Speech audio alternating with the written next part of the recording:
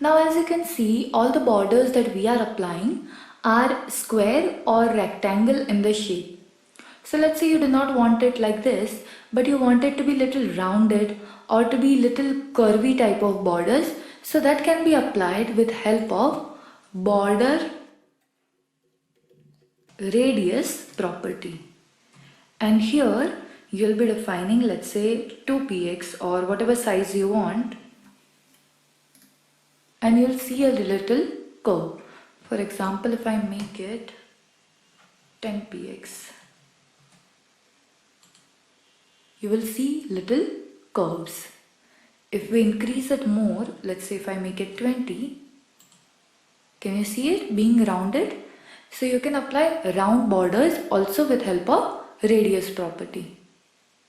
Now that you have understood the border, let me quickly apply the borders on our table, which will be little different than what we did on the normal element, because normal element is either textual or image or anything. But in table you have subsection, like you have a rows, column, and there are subsections being created for the different data fields. So here it is little different than what we have done. So what I will do is, first we will remove the border attribute that we had given. And the moment we remove it, you will see all the borders being removed. Now what we will do is, we will go to the style, and within the style I will say table.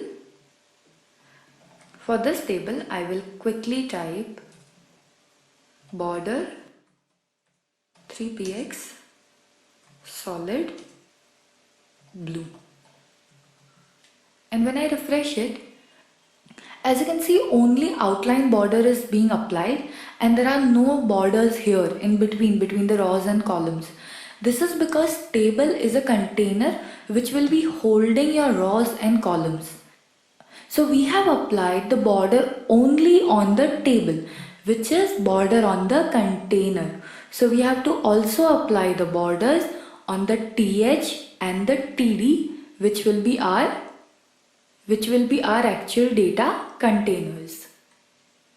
So let's say if we add TD and TH here next to the table,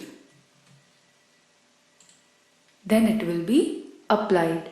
Now you'll see here what is happening is, one outline is coming for the table, and then individually outlines or borders are being created for each TH and each TD. You might think this is a double border. No, this is a single border, but it's just that borders are being applied twice. So for that we can use a property called border collapse, and the value to be collapsed. What this property does is, it merges all the borders to be one for entire table. So you will not have the new borders created for the TD and TH element, but you would rather have all the borders merged.